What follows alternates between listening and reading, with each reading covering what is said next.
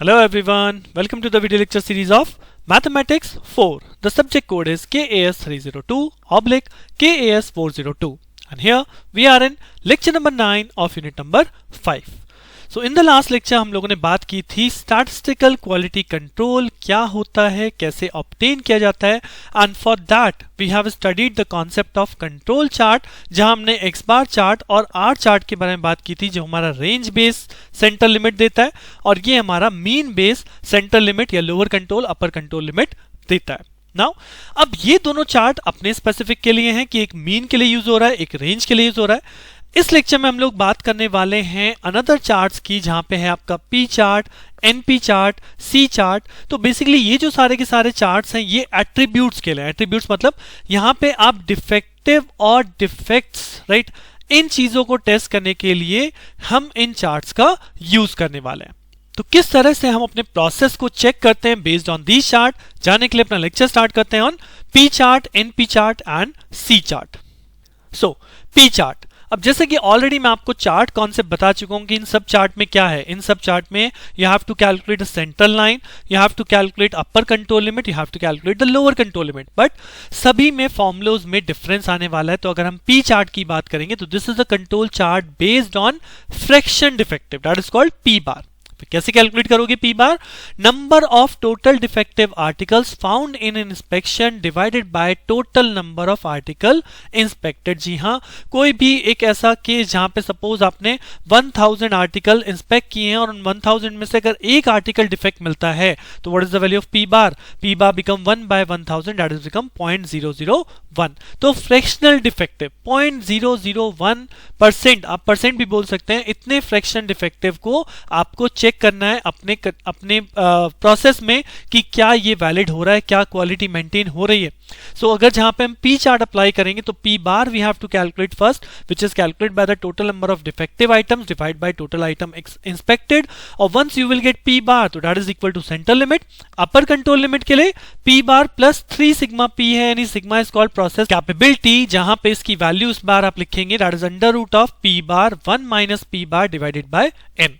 सो upper control limit है P bar plus 3 sigma P और lower control limit होती है P bar minus 3 into sigma. तो that is P bar minus 3 into sigma की value वही under root of P bar 1 minus P bar divide by N. Right. So formula जैसे कि मैंने बताया ना, हर एक चार्ट, पांचों चार्ट में मेनली फॉर्मूला है. कॉन्सेप्ट आपको याद आ जाएगा बट फॉर्मूला अगर याद होगा उसके बाद ही आप क्वेश्चन अटेम्प्ट कर पाएंगे. सो इसलिए पहले मैं यहां पे आपको फॉर्मूलाज ही दिखा रहा हूं. तो this is the P chart concept. Right. Similarly ये तो हो गई फ्रैक्शन डिफेक्टिव की बात, बट अगर आपको नंबर ऑफ डिफेक्टिव के बेस पे अपने प्रोसेस को चेक करना है तो उस केस में यूज होता है एनपी चार्ट. राइट. सो यहां पे लिखा है whenever the sub group size is variable P chart is used and when the constant sub group size, अगर मुझे पता है मेरे ग्रुप का साइज कांस्टेंट है, बिल्कुल एक्यूरेटली मुझे पता है, I can use the NP chart. तो एनपी चार्ट के केस में क्या होगा, दैट पी बार जो हमने यहां पे कैलकुलेट किया था कि that is total number of article defective divide by total number of article inspected, वही पी बार कैलकुलेट करूंगा बट यहां पे सेंट्रल लाइन जो हो जाएगी that is N into P bar where N is the constant sub group size. Right. Upper control limit अगर हमें लिखनी है तो that is N P bar plus 3 sigma. तो यहां पे सिग्मा की वैल्यू हो जाती है under root of N P bar multiply by 1 minus P bar. और सिमिलरली लोअर कंट्रोल लिमिट की यहां पे वैल्यू है N P bar minus 3 sigma, that is N P bar minus 3 under root of N P bar 1 minus P bar. So these are the formulas used in NP chart. And similarly the third chart is C chart. But C chart कहां use करना है?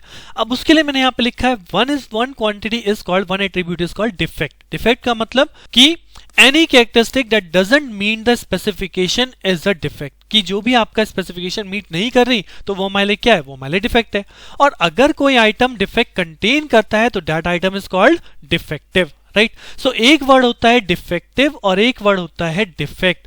तो अगर हमें defective right अगर हमें अपने process को चेक करना है, अपनी क्वालिटी को टेस्ट करना है based on the number of defective items, right, so हम यूज करते हैं एनपी चार्ट या पी चार्ट.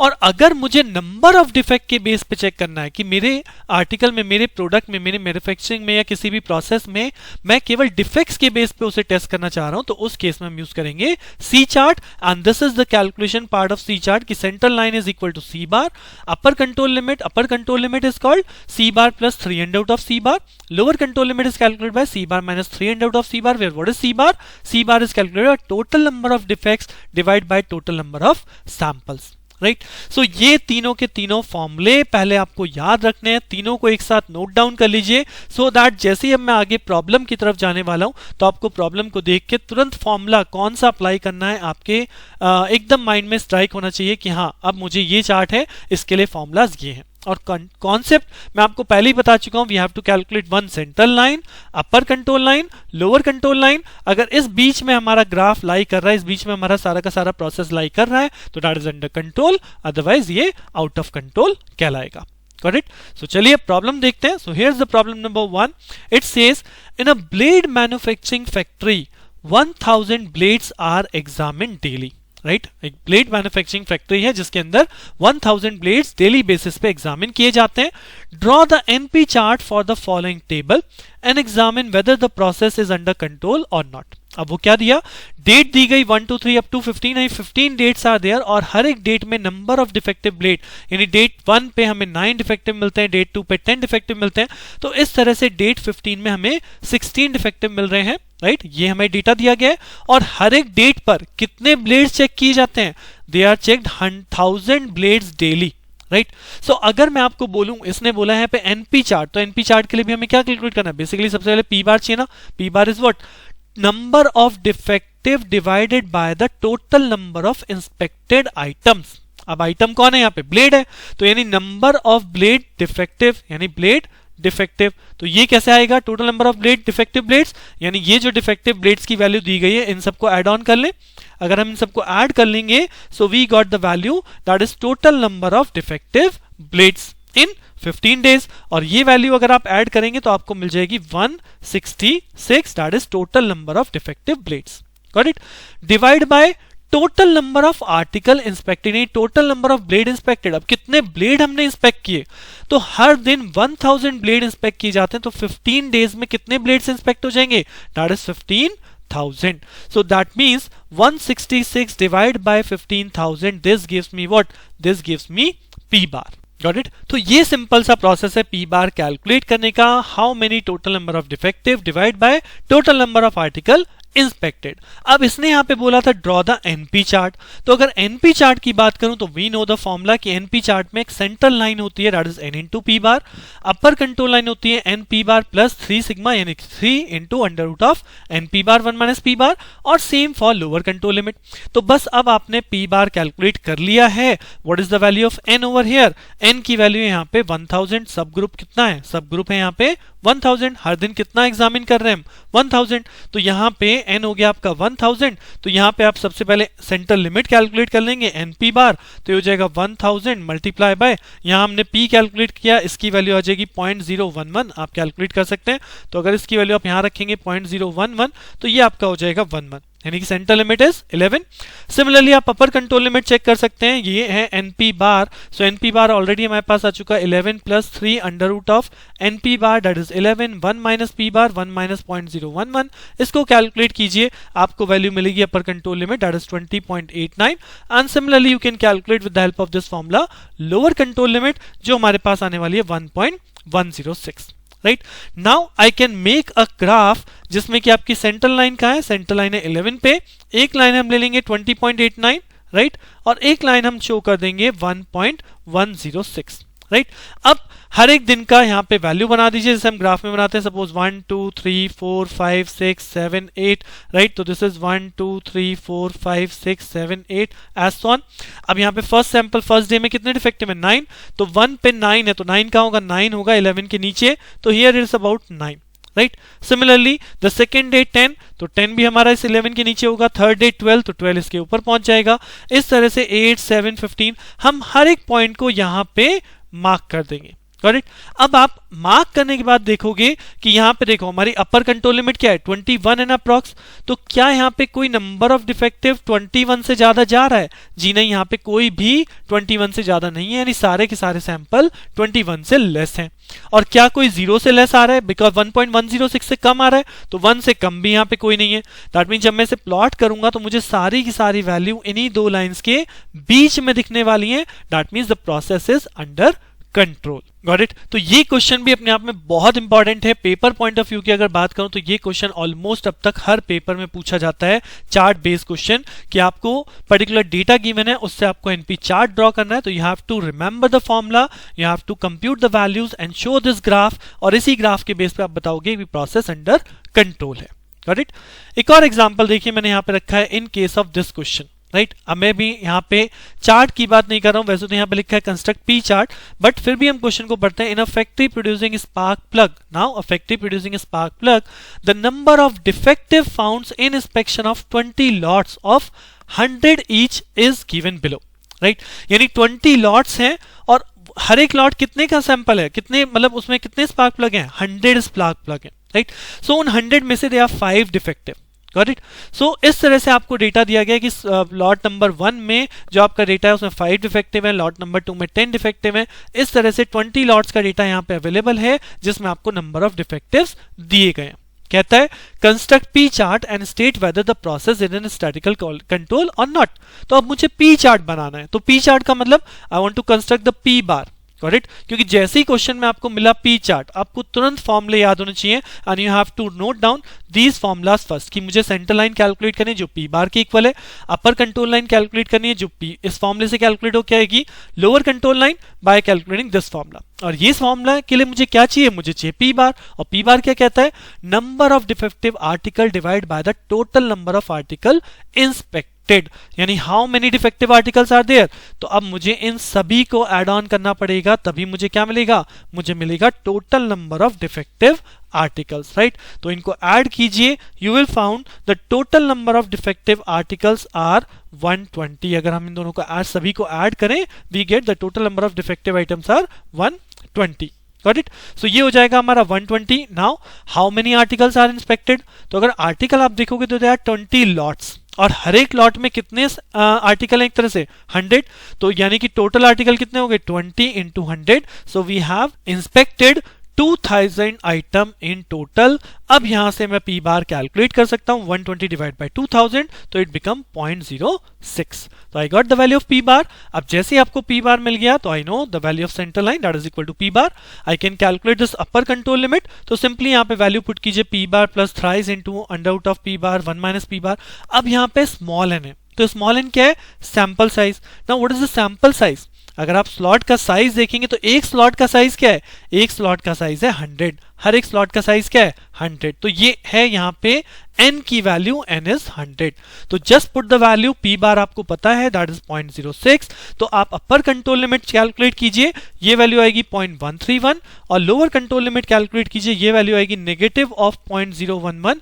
नेगेटिव वैल्यू हम नहीं चूज करते हैं तो ये वैल्यू हो जाएगी 0। जब भी इस तरह से नेगेटिव वैल्यू मिले तो that is always equivalent to 0। That means अगर यहां पे क्वेश्चन में ग्राफ बोला नहीं गया, बट अगर मैं एक ग्राफ यहां पे रफली स्केच करूं तो सेंटर लाइन जा रही है 0.06 पे, अपर कंट्रोल लाइन जा रही है 0.131 पे, और लोअर कंट्रोल लाइन है हमारी 0 पर, राइट। अब हम यहां से चेक कर सकते हैं क्या मेरा प्रोसेस अंडर कंट्रोल है। तो उसे चेक करने के लिए ये सारे की सारी वैल्यूज देख लीजिए। अब यहां पे नंबर ऑफ डिफेक्टिव्स हैं, जबकि पी बार क्या चेक कराता है? पी बार तो फ्रैक्शनल डिफेक्टिव चेक कराता है, राइट। सो अगर मैं इसे फ्रैक्शनल डिफेक्टिव में कन्वर्ट करूं तो 5 डिवाइड बाय 100 यानी कि 0.05 is the fractional defective, 10 by 100 0.1 is the fractional, 0.12 is the fractional, 0.08 is the fractional. तो यहां पर आप देखें कि कौन सा ऐसा कोई ऐसा नंबर ऑफ डिफेक्टिव है जो इस अपर कंट्रोल लाइन के ऊपर चला जाए, यानी 0.131 के ऊपर। 0.131 के ऊपर कौन जाएगा? जब यहां वैल्यू नंबर ऑफ 13 हो, 13 divide by 100 that is equal to 0.13। तो क्या यहां पे 13 नंबर ऑफ आइटम से ज्यादा है? जी नहीं है। दैट मीन्स हमारा प्रोसेस अंडर कंट्रोल है, this process is under control, right. So simple सा है, पहले आपको चार्ट देखना है कौन सा अप्लाई करना है, जस्ट अप्लाई द फॉर्मूला, उसी फॉर्मूले के बेस पे आप चार्ट यानी कि एक ग्राफ रिप्रेजेंट कर सकते हैं। उस ग्राफ के अंदर अगर सारी values upper control limit lower control limit के बीच में है तो हमारा process under control, otherwise out of control, right. और last question of this subject basically और दिस लेक्चर जो कि मैंने यहां पे लिया है सी चार्ट के ऊपर। So this is the problem number 3 और आप इस क्वेश्चन को पढ़ के समझ जाएंगे कि यहां पे सी चार्ट क्यों अप्लाई होना है। Because this question says the following table shows the number of missing rivets, right, observed at the time of inspection of 12 aircraft. Find the control limit for the number of defects, right. अब की बार हमें number of defects का chart बनाना है, ना कि defective का chart बनाना है। तो मैंने अभी आपको बताया था कि एक एट्रीब्यूट होता है डिफेक्ट, कि हमारा जब कोई आइटम स्पेसिफिकेशन को मीट नहीं करता, that is called defect. And any item which contains a particular defect then it is called a defective piece, right. So यहां हम डिफेक्ट्स की बात कर रहे हैं, डिफेक्टिव की बात नहीं करते। तो डिफेक्ट की बात करने के लिए सी चार्ट अप्लाई होता है, जहां पे सी बार कैलकुलेट होता है number of defects in all sample, right. तो अब इस क्वेश्चन में आपको डिफेक्ट्स ही दिया गया है कि it is a aircraft number, कि first aircraft, second aircraft, third aircraft, और इसमें नंबर ऑफ मिसिंग रिवेट्स यानी कि नंबर ऑफ डिफेक्ट्स। तो फर्स्ट एयरक्राफ्ट में नंबर ऑफ डिफेक्ट्स 7 है, सेकंड में 15 है। तो in total how many number of defects are there? So अगर मैं इन सबको टोटल कर लूं, so I got the total number of defects are becomes 168। और 168 को अगर टोटल नंबर ऑफ एयरक्राफ्ट यानी 12 से डिवाइड कर देंगे, so we get 14। This is nothing but C bar as per this formula, right. तो सी बार आ गया 168 divide by 12, that is equal to 14। और अगर सी बार आ गया, so you can calculate upper control limit, you can calculate lower control limit. तो आप calculate कीजिएगा, अपर कंट्रोल लिमिट आएगी 21.5.23 और लोअर कंट्रोल लिमिट है मेरे पास 2.77, राइट। सो इसका मतलब हुआ अब आपका प्रोसेस कंट्रोल है या आउट ऑफ कंट्रोल है। सो 25, अगर मैं मोटा मोटा यहां से देखूं कि अपर कंट्रोल लिमिट की वैल्यू 25 है, तो क्या यहां पे कोई वैल्यू 25 से ऊपर जा रही है? यहां पे कोई वैल्यू 25 से ऊपर नहीं जा रही। All value are less than 25। And क्या ऑल वैल्यू लोअर कंट्रोल से ज्यादा है, 2.77 से ज्यादा है?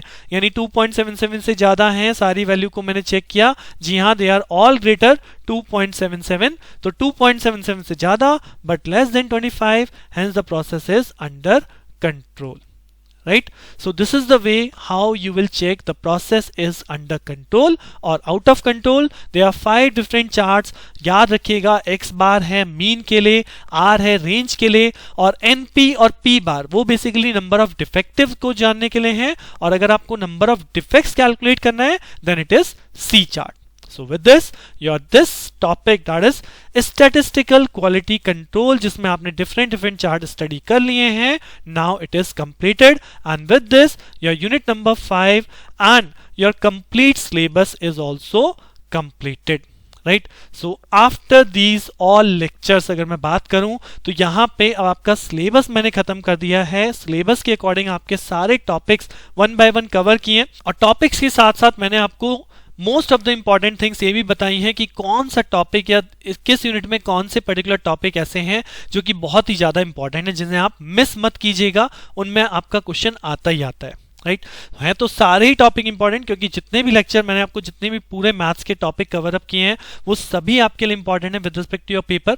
बट कुछ लेक्चर्स मैंने ऐसे ही बताए हैं जिसमें आपको वेरी वेरी इंपॉर्टेंट है, and if you have heard all these lecture तो आपने उन्हें जरूर नोट डाउन किया होगा। सो उनको नोट डाउन कीजिए और अच्छे से सभी क्वेश्चंस की प्रैक्टिस कीजिए, and all the best from my side. And I sure कि अगर आपने पूरा सब्जेक्ट मेरे से पढ़ा है, यहाँ से कवर किया है, तो मैं नहीं मान सकता कि आप पेपर में किसी भी तरह से कम मार्क्स स्कोर करेंगे। You will definitely get above 70 और above 80 marks in your examination, right. With this spirit, all the best to all of you. And if you like these lectures, if you understand these lectures, और आपको लगता है कि ये lectures बहुत easy हैं, आपके क्या किसी के भी समझ में आ सकते हैं, so just अपने friends, अपने juniors के साथ share जरूर कीजिएगा, so that ये जो maths एक subject है जिसमें बोला जाता है कि maths की back रह जाती है, but हम BTech लगभग near by cross करने वाले होते हैं और हमारी maths की back सब भी रह जाती हैं, तो वो concept शायद कहीं ना कहीं खत्म हो जाएगा, अगर ये मेरा मानना है कि अगर कोई इन वीडियोस को पढ़ के पेपर देने जा रहा है तो, right. And if you